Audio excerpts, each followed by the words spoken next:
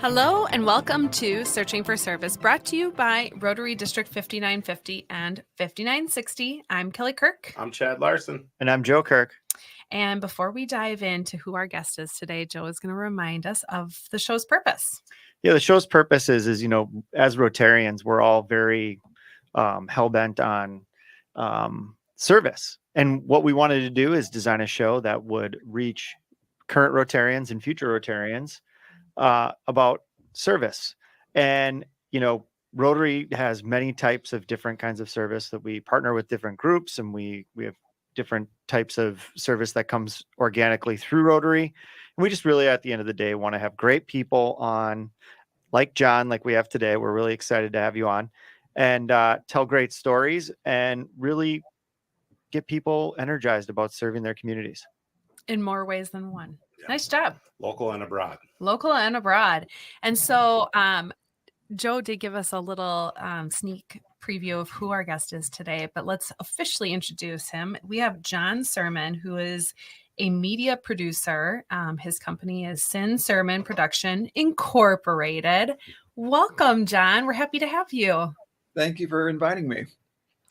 We really like to take this first segment of the show to get to know our guests and help our listeners get to know you a little bit better. So my first question, I'm sure that the guys will have questions too, but my first question is, where are you hailing from? Are you here in Minnesota? Are you somewhere else in the country? I'm actually in Wisconsin. I'm right on the border with Minnesota and Wisconsin. And most of my work, a lot of my work is in the Twin Cities area, although I do work all over the country and all over the world. I've shot projects in all 50 states and over 24 foreign countries. In fact, I'm going to Zimbabwe next Thursday for a project. Beautiful. Wow. And fellow Wisconsinite. I'm from. Always nice to come across a fellow Wisconsinite. So. How long have you obviously been doing this for a long time to get to all those places? What got you started? I always loved telling stories, and I especially loved telling stories with pictures. I found out when I was a young kid, I got a little Instamatic X15 Kodak camera, and I took a bunch of pictures, and people, would kind of say, "Oh, this is cool. This is, a great story that you've made with these pictures."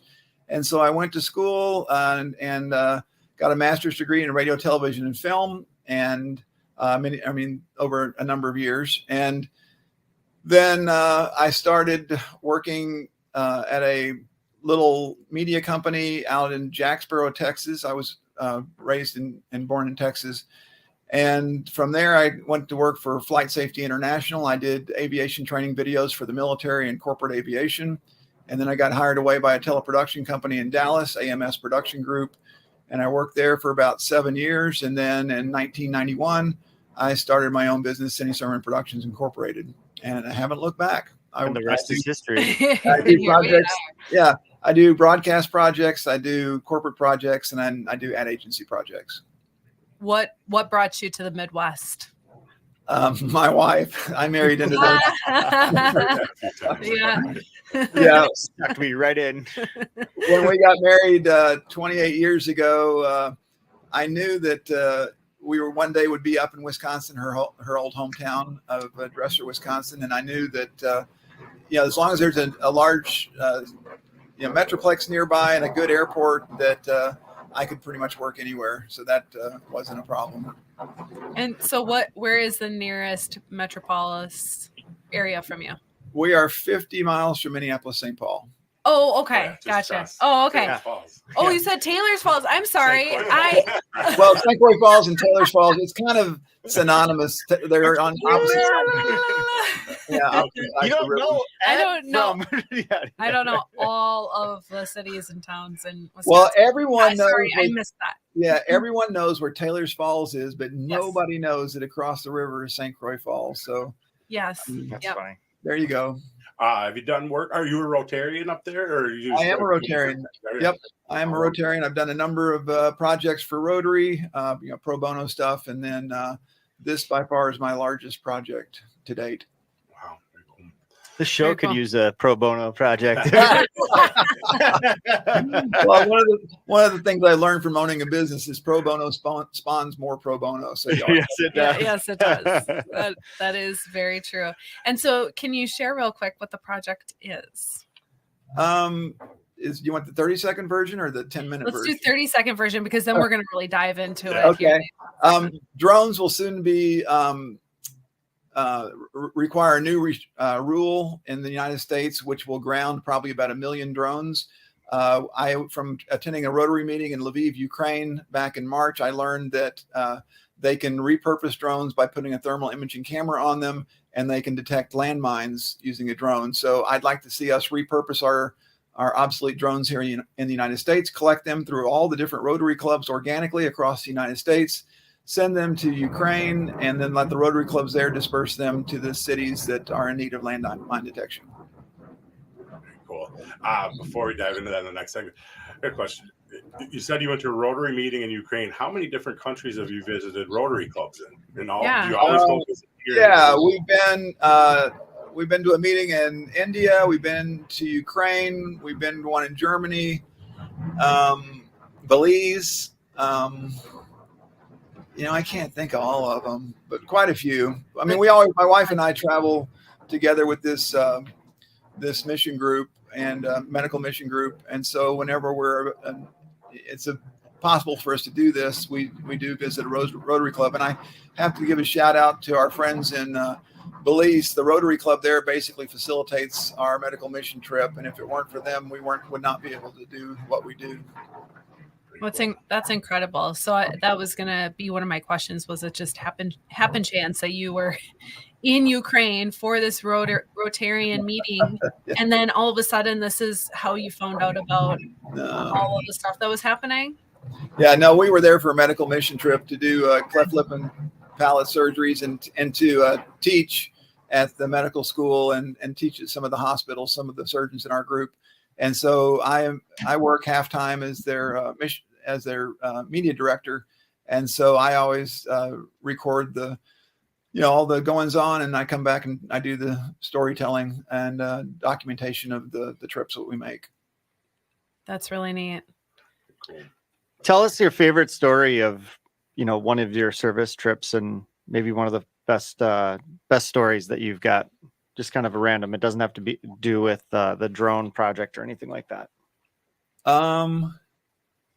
Gosh, I've got a million stories. Are you looking for a service above self? Sure. Yeah. Okay. Well, the biggest one I think is the Rotary Club in Belize, because there are about 12 active members, and they have helped to literally build this hospital through Rotary projects. They are always fundraising in this tiny, tiny town of Orange Walk, Belize. And again, we've been partnering with them for 26 years to do these craniofacial camps where our team comes and does cleft lip and palate surgeries and ear reconstructions and a number of other plastic surgeries. But we would not be able to do it if it weren't for the support of the Rotarians. They provide our transportation in country. They are constantly bringing food up for all of our meals and snacks and beverages and just whatever kind of support we need. And it's just 12 people. And then likewise, the International Lviv Rotary Club, the one that my wife and I attended in Lviv, Ukraine, it has about 12 members. And last year, Ukraine was given, I think it was $13 million in aid through Rotary International. And of that $13 million, this one club got $1.1 million because they do so many incredible projects to help the people in the war effort in Ukraine. So again, you don't have to be a giant club with 200 people. That's two examples of two small clubs with 12 people that are moving mountains. It's just amazing. And that right there is the very power of Rotary. It does not matter, like you said, the size of the Rotary club, and it's just what kind of impact do they want to make, and how hard are they willing to push to make that happen. When you go and visit the clubs, you're shooting and trying to tell the story on top of just visiting often. Right. Yeah. If I would have thought about it, I could have had some images from the Rotary Club in Lviv that or the Rotary Club in Belize, where I could have shared screens with you. But we'll grab. You can send them after, and we'll try and put some Okay. stills on. So yeah, we can add those in, and people will be able to check them out. And Yeah. Yeah, no, that could be cool to see, because I'm sure that's part of, as you told us, the storytelling, and that's what you do. So we'll definitely link some and put them up, because I think we'd be pretty interested to see with in Ukraine. How is that a big city? I'm not familiar with it, or is it more rural? Lviv is, gosh, I don't know the numbers, but I would say probably Lviv in the greater area is probably about 1 million people.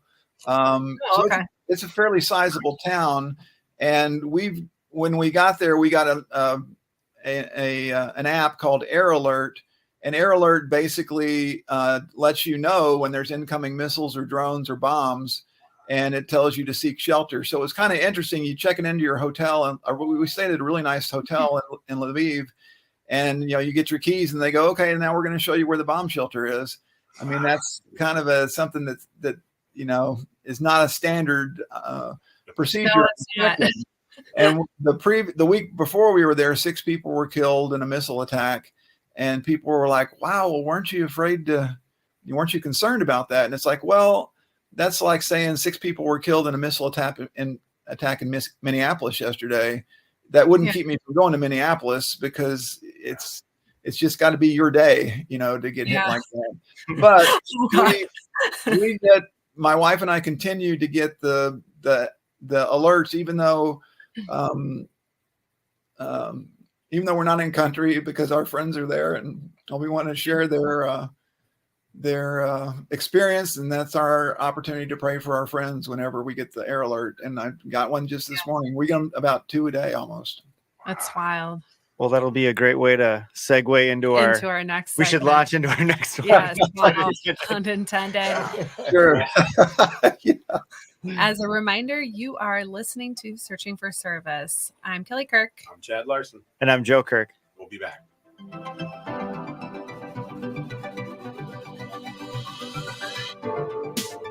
Hello, and welcome back to Searching for Service, brought to you by Rotary District 5950 and 5960. I'm Kelly Kirk. I'm Joe Kirk. And I'm Chad Larson. As a reminder, you can find us on your favorite podcast platforms, and we love 5-star reviews. Like, comment, share it. And you can find us by looking up Searching for Service on any of the platforms. We're doing it. We're doing it. And we like to play musical chairs. We like to play musical chairs. Switching microphones. If you are tuning in for the first time, we have Jon Cermin on, who is a media producer and owner of Jon Cermin Production Incorporated.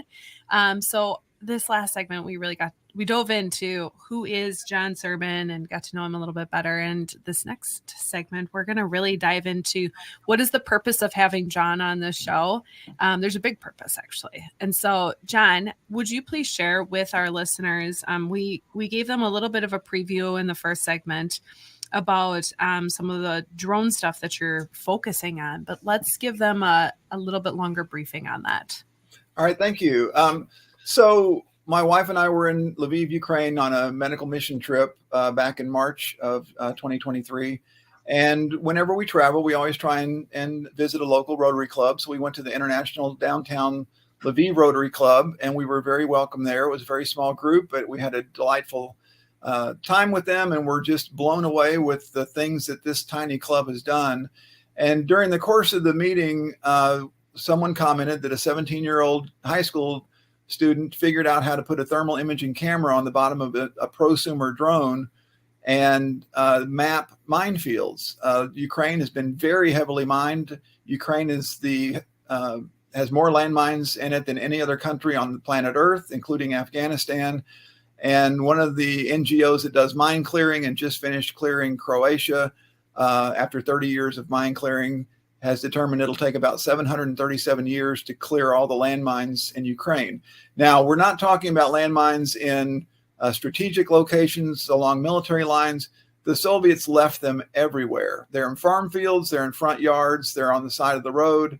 They are everywhere because they want to deter the Ukrainian people from coming back to their homes and their villages. In fact, one of the gentlemen that I was on a Zoom call early in this project with, his friend went back to his home to just check on things because the whole village had to be abandoned when the Russians took over. and his leg was blown off in his front yard by a landmine. And he had no idea that they would have gone that far into these communities or into those areas. But the landmines are called double tap mines, meaning the second person that steps on it is the one that trips it. And the purpose for this is not only to injure people, but to injure the people who come in to rescue the people. And the mines are meant to maim you, not to kill you, so that you become a drain on the medical, the local medical industry or the national health industry, as well as you became a drain on society because you've been injured. So landmines are a terrible thing. And again, they're everywhere. It's keeping people from going back home. And there's got to be a better way to clear landmines. Again, they expect about 737 years to clear all the landmines in Ukraine. It's just wild. Yeah. So take that amount of time, but it's understandable if you've got them all over the place. Right. And I could tell you some other stories that these people shared with me, but I know that we're under a time constraint of 8 more minutes. So, anyway, if you like, I can get to the point of what we're asking for. Let's do it. Yeah, let's chat about it. Okay. So on September 16th, the FAA rolls out their remote ID project, and remote ID basically, or it's a law, and remote ID basically states that every drone in the United States must be equipped with remote ID. If it's not equipped, sorry to interrupt you. Yep. Will you tell us why the drones are important first? You're talking about the drones, but how they can clear them with the drones. Yeah. Okay. Oh, I'm sorry. Yeah. Make the connect. Yeah. Yeah. Okay. Yeah. I've told this story so many times I forget what we talked about it earlier. And that's so basically, this student figured out that they could put a thermal imaging camera on the bottom of a drone that basically sees heat. And so in the cool of the evening, he goes up over these fields and looks down on them. And of course, these drones have very, very accurate GPS locating. And he can take a photo of a field, and everywhere where there's a metal mine, that mine will glow in the ground. So you see all these little dots all over the ground, and each one of those is a landmine. And with the mapping system on the drone, he can be accurate within 3 centimeters of each drone. So no longer do they have to go in manually and sweep them with magnetic detectors by hand. They can hand somebody this map, and then they sync up the GPS coordinates, from the corner of the field or the corner of the road or whatever, and they can go in and know exactly where every mine is in that area. And then they can, quickly, or not quickly, but it's quicker because they're not searching for them. They know exactly where they are, and the team comes in to dispose of them. So when you've got that many mines, they need every resource they can get to find the mines so that they can be deactivated. And the drones will do that. Sorry, so I wanted to make sure that was a big. That's pretty cool. So while this is this is all coming to fruition with this high schooler who has figured this out over here nationally or domestically, I should say, we have on September 16th. You were saying. Actually, I'm just going to let you take it away because I'm not going to be able to reiterate. So actually, it was a kid from Ukraine that figured this out. It wasn't someone in the U.S. Yeah. So on September 16th, every drone in the U.S. will be required to have remote ID. And as a side note, I don't think I mentioned this earlier, but I teach a Part 107 commercial drone class at the University of Northwestern St. Paul, and so I'm very familiar with all the rules. I work very closely with the FAA in vetting my materials, and every now and then I have a conversation with their guy to for specific questions or whatever. But anyway, the point is, if you don't have remote ID, your drone is illegal in the United States on the 17th. And remote ID is basically a radio transmitter that shows other aircraft. It shows air traffic controllers, and it shows law enforcement what the exact location of the drone is and the exact location of the operator. And this will help the FAA crack down on illegal drone operations, which there are very, very many. And so again, if you don't have that, your drone is garbage. It's useless. You cannot take off in the United States on September 17th if you don't have remote ID. So this is going to render probably between half a million to 1 million drones obsolete. I have 3 of these Phantom 3 drones. None of these have remote ID, and all 3 go in the dumpster on the 17th because I can't fly it legally in the United States. So my thought was, well, why don't we collect and repurpose these drones for landmine detection in Ukraine? Well, the problem with that is I can't send a drone to Ukraine because a drone can be weaponized. This drone will lift about a pound, and a hand grenade weighs about 5 ounces less than a pound. And so that my drone could be weaponized, and the U.S. government will not allow us to ship weapons to Ukraine. So if we could do this as a Rotary International Humanitarian project and guarantee that these drones will only be used for humanitarian purposes only, then the U.S. government will lift that ban and allow us to ship drones into Ukraine for the purpose of landmine detection. It is just incredible, the connection points that are happening here from you visiting that Rotary in Ukraine, finding out about what this high schooler has done in Ukraine for the drones and the heat recognition and all that stuff, coming back here, I think, and then finding out about all of this that is happening on September 16th and going, well, what if instead of wasting having all of this stuff just go into the garbage, doing this repurposing? And it's just incredible, Jon. It's absolutely so cool too. And we want to be good citizens. We don't want to fill landmines up or landfills up with plastic or NiCad batteries, because the batteries become useless too. So it's a great way to repurpose and do something really good for society. If somebody doesn't know, if their drone is compliant or not, how do they know if what they own is not legal come the 16th? Is there there's the way to identify it? Yeah, there's the big catch. We don't know. I mean, I know for a fact that because of the date that my drones were manufactured, it was before they started talking about remote ID. I also own a DJI Air 2S. And before I bought it 2 years ago, I asked the manufacturer, will this be remote ID compliant? And they said, we can't tell you if it will or not, but you'll know on the day that it rolls out on the 16th if it is. And so my thought is a lot of these manufacturers have put software in the drones that they can automatically switch on when you download your updates, and it will switch on the remote ID. And no one wants to say that they've got it just in case the FAA changes the parameters or changes something else, because then they go, oh, well, we didn't add that.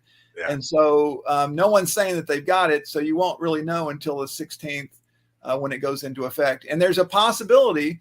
I talked to my FAA friend and in their drone department, and I said, is there a possibility that all these drones will be geofenced out of even taken off or grounded electronically? And he said, we cannot ask any manufacturer to do that.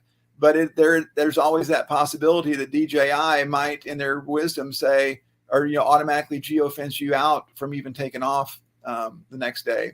And I have been geofenced out flying legitimate jobs electronically, so I do know that it works and it happens. So that's a possibility.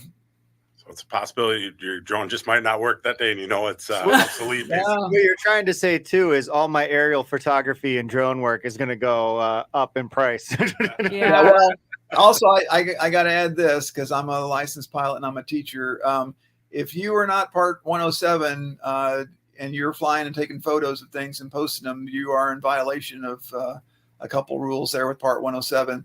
There are over 800 categories of commercial video or commercial flight with drones, and as my friend Paul says, it's easier to say what's allowed than it is what's not allowed. And what's allowed is if you own a drone, you can fly it in an air park, that if you belong to a chartered air club or flying model club, and because there's an exclusion for those people. But it can't just be you. You have to be a member of a chartered flying club, and that's the only way you can fly in U.S. airspace. Well, and Jon, what else is not allowed is us going over on our segment. I see the big clock with the big goose egg. Yeah, I see. We'll make it up. Don't worry about it. So we'll pick up this convo on our next segment. Thank you for tuning in. This is Kelly with Searching for Service. This is Joe. And I'm Chad. We'll be back. Hello and welcome back to Searching for Service, brought to you by Rotary District 5950 and 5960. I'm Kelly Kirk. I'm Joe Kirk. And I'm Chad Larson. As a reminder, you can find us on your favorite podcast platforms and like, comment, share it. And we're also on YouTube. You can find us by searching for service. No, look it up. Yeah, you can find us on all the platforms by searching the name, searching for service. We always have fun with that one. So if you're tuning in for the first time, we have Jon Cermin on, who is a media producer and owns his own company, Cermin Production Incorporated. So we are really we've been doing a deep dive into this drone project. And so okay, go ahead. It's okay. You know, John, something I'm really super curious about is what happens if for whatever reason it does not become a humanitarian project. What would you do with drones that you've collected at that point? That is an awesome question, Chad. And I've thought a lot about that. You know, if this doesn't become a humanitarian project, through Rotary, it's essentially dead, because no U.S. politician is going to pick this up and run with it. And it would be literally impossible to get this through Congress without it being a humanitarian effort. So my next thought is we try and contact some Rotary clubs in Poland, because we can ship drones to Poland and they can do whatever they want with them. Well, why don't you ship them over to Ukraine and let's use them there? So that's our plan B, is if we can't make it work as a real Rotary project, then we do that.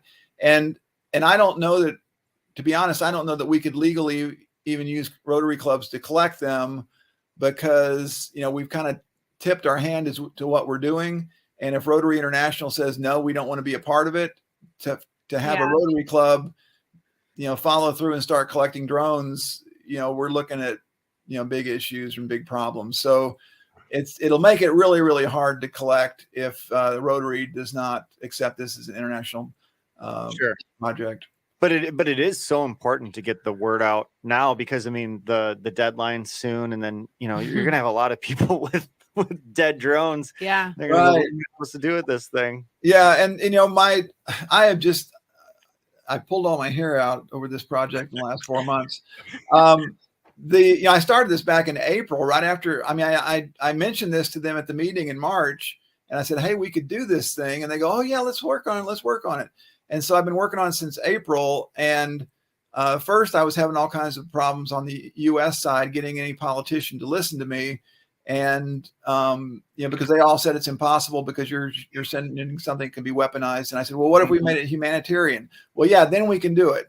So then we started working with Rotary, and Rotary, the president is very excited about the project. But he needs a letter from a ministry or a cabinet level position in Ukraine saying that they want it.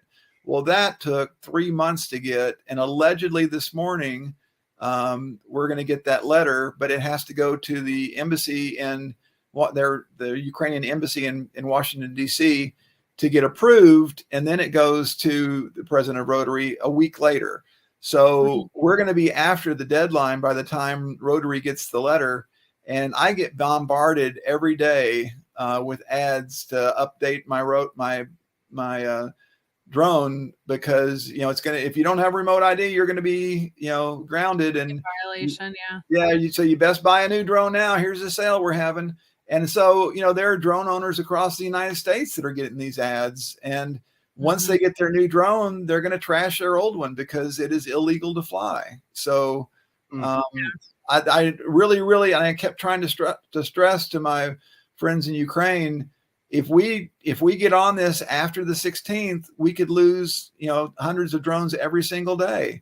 And again, I think we mentioned on another segment that, I've estimated that there's between 500,000 and 1 million drones that are going to be obsolete.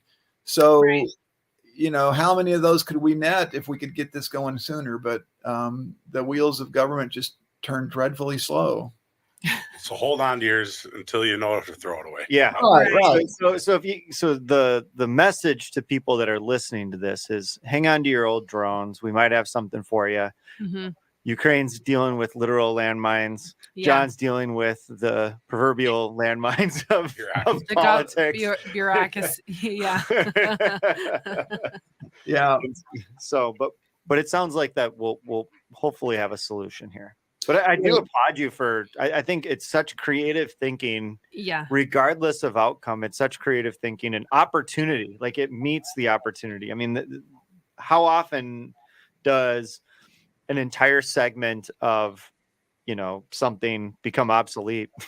Right. It doesn't happen very often. And to Yeah. be able to repurpose that almost immediately to something that can help humanity and, really kind of neutralize this unthinkable, reality that Ukraine is dealing with. Mm-hmm. Well, here's one other thing that might work in our favor. In talking to my contact at the FAA, he said that probably about 50% of the drones in the United States are not registered, which is illegal. If you own a drone, it has to be registered. It doesn't matter if it's a micro drone or a prosumer drone or consumer drone or whatever.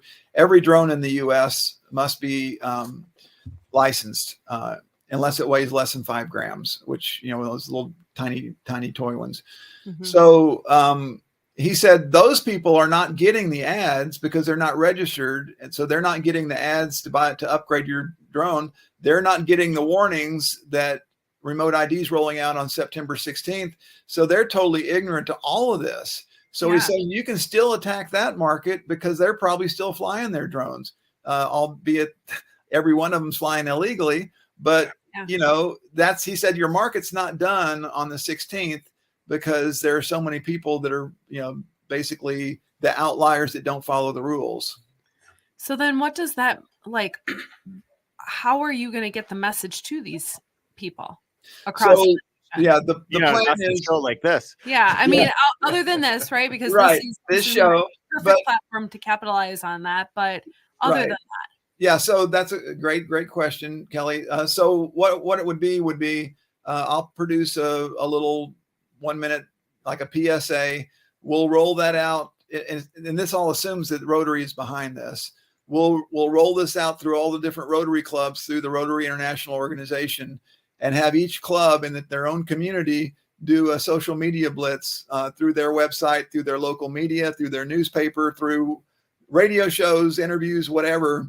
And we'll try and do a rollout that way. And who knows? I know some media people. I could probably get on TV in the Minneapolis market. It might get picked up, and we might get some more bandwidth with it that way. But the point is, if we could do it through Rotary, think of how organic it is. I live in a town of 2,300 people, and we've done projects. We've sent boxes of books, or a container full of books, to Kosovo. We've done water projects in Turkey. We've done water projects in India. We've done sanitation projects in Haiti. I mean, we've done all these things, and it's just like there are 14 of us.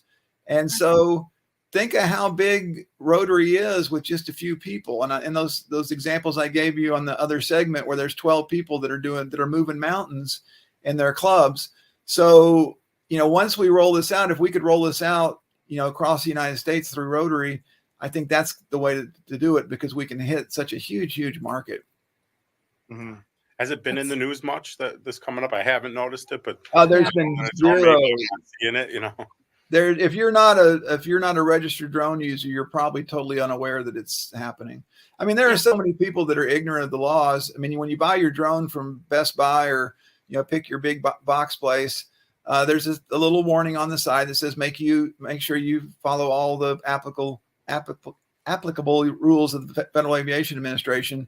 Well, that basically, what they're not telling you is there's one way that you can fly it without a license, and that is as a chartered member of a flying club, a radio control flying club, in their specific designated space, their specific airspace.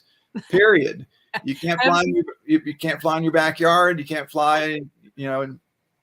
I have so many follow-up questions, but I'll save it for after the show because it's not in any correlation to what we're talking and nobody knows any of these rules. They just go, okay, I'm going to fly safe. I'm good. I'll just fly safe. Yeah. Wow. It's incredible. There's a lot, with the radio station, there's stuff we have to do with the FAA because of towers and stuff. And I mean, it's technical, and then there's not a lot of resources. I mean, other than going right to the website. So I get it that it's information that doesn't always get out there on to the main. And once you break contact with the ground, you are now in federally controlled airspace, and even if it's Class G, which is where I am, which means there's no air traffic controllers. I've had several jobs where I've had not incidents or close calls, but I was in the middle of nowhere in North Dakota shooting grain fields for BNSF Railway, and here comes this crop duster zipping through my airspace at 100 feet. And I was above him, and fortunately I heard him and saw him that I could get out of his way quick enough. But we're sharing the same airspace. When I was teaching my class in St. Paul, I had a student that was flying, and here comes a plane under the cloud deck, and he was deviating from some rules to avoid. He had to be so many feet below the clouds, but that put him in my airspace. And so you have to know all these rules. There's a reason. And one of these days, I hate to even say this, but some punk kid playing with the drone is going to bring down a medevac helicopter or a police helicopter, and everyone's going to go, how could this ever happen? I've got a friend who flies for the news, and he has close calls all the time with drones. And every time he does, because he's got that fancy camera, he shoots both a close-up of the face of the drone operator with the controller in his hands and a license plate number, and he turns it all over the FAA. Yeah. I think that is a perfect way for us to end the segment and roll into our next one. And so as a reminder, you are listening to Searching for Service. I'm Kelly Kirk. I'm Joe Kirk. And I'm Chad Larson. We'll be back. Hello and welcome back to Searching for Service, brought to you by Rotary District 5950 and 5960. I'm Kelly Kirk. I'm Joe Kirk. And I'm Chad Larson. As a reminder, you can find us on your favorite podcast platforms, and we like 5-star reviews, likes, and sharing. And you can look us up. There you go. By putting in Searching for Service. On your favorite podcasting platforms or YouTube. Yes. It's so nice to have 3 people here. We can just boop, boop, boop. You got that? You got that? Okay, perfect. If you're tuning in for the first time, it's very unfortunate because we've had an incredible guest on by the name of Jon Cermin. He's a media producer and owner of Cermin Production Incorporated. I want to pass it on over to you, Joe. Well, I always like the last segment. We talk about the future, and a lot of times we talk about the projects that we've discussed on the show, Rotary, maybe your role and what you're doing. So why don't we just start with that?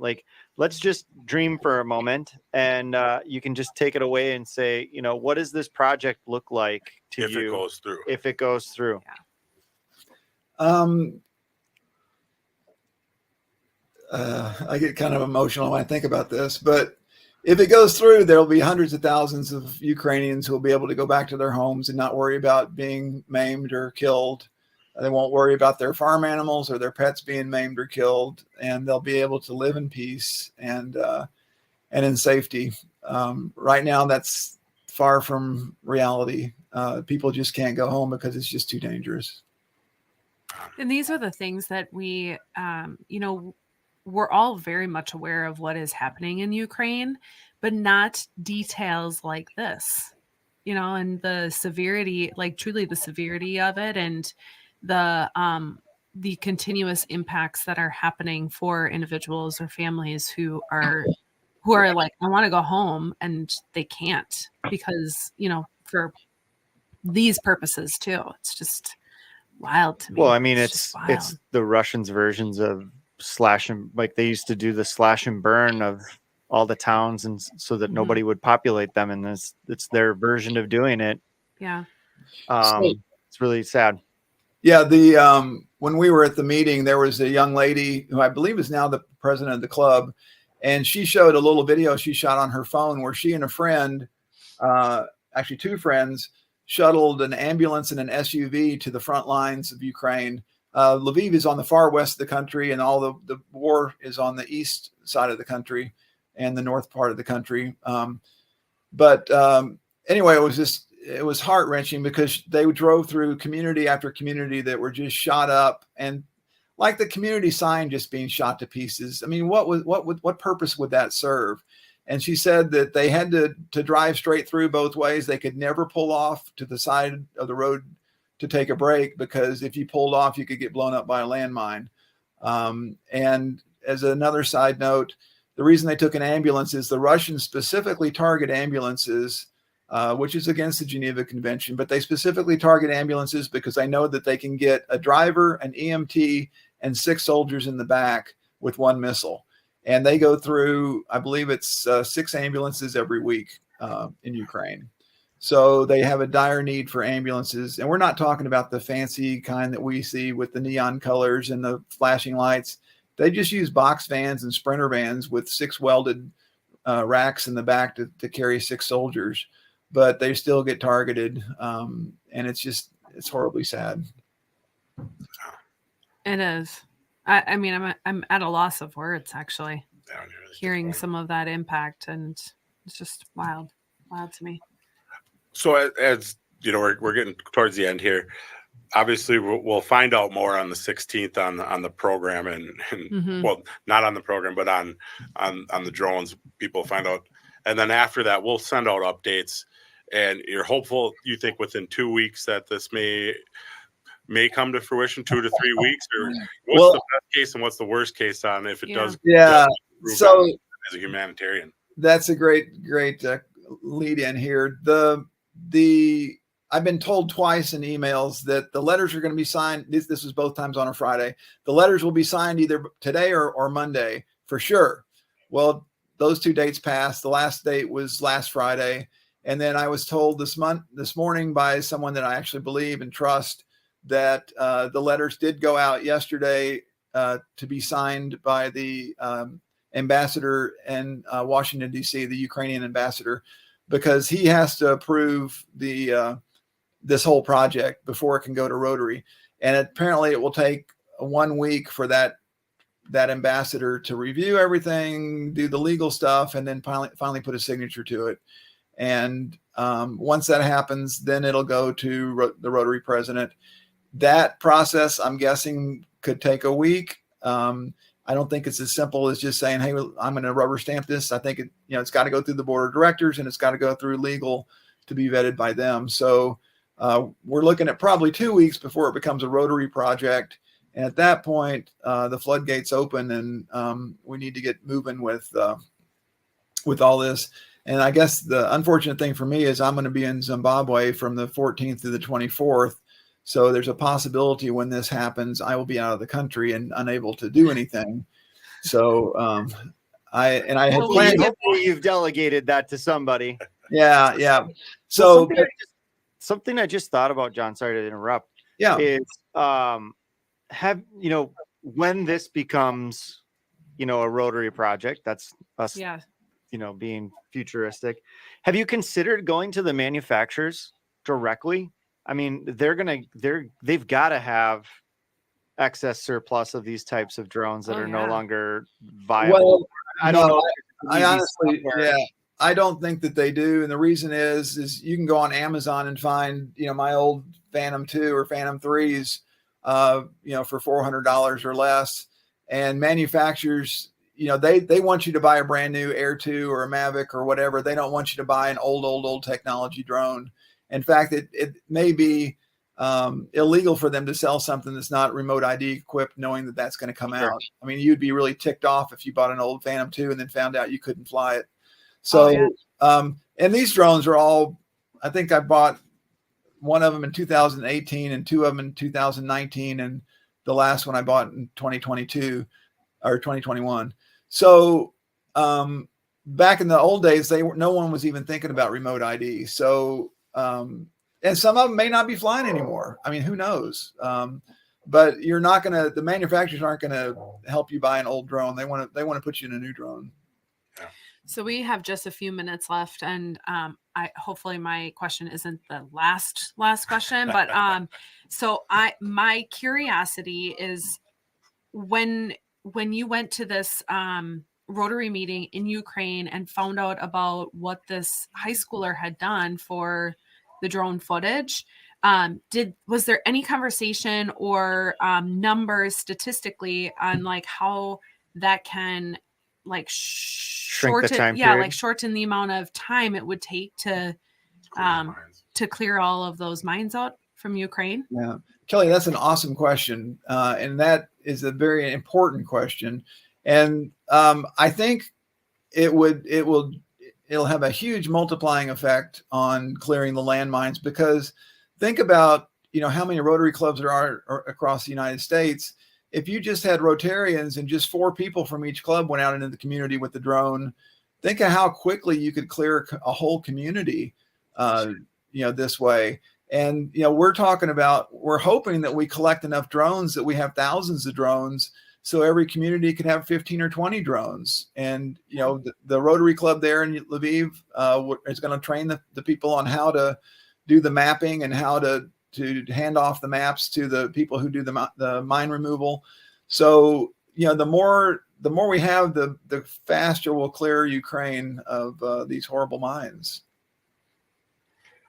I mean, I got to imagine the magnitude of the help is it cut down to a couple of years. Yeah. I mean, it's got to be pretty significant. Right. And the other deal is, the government's so worried about, are you going to weaponize these old prosumer drones? The common people in Ukraine want to go home. They don't want to send a hand grenade to the front line that may or may not hit somebody. They want their front yard cleared of landmines. So they desperately want these for landmine clearing. They don't want to send one hand grenade over the front line. Mm-hmm. So the idea that this is truly a humanitarian program, is irrefutable. Yeah, someone could hijack a truckload of drones and do that, but they really, really, really want their lands to be free of landmines. And they know how many have been seeded, and they know how many decades or centuries it's going to take to do it. So the more we can send them, the much better off they'll all be.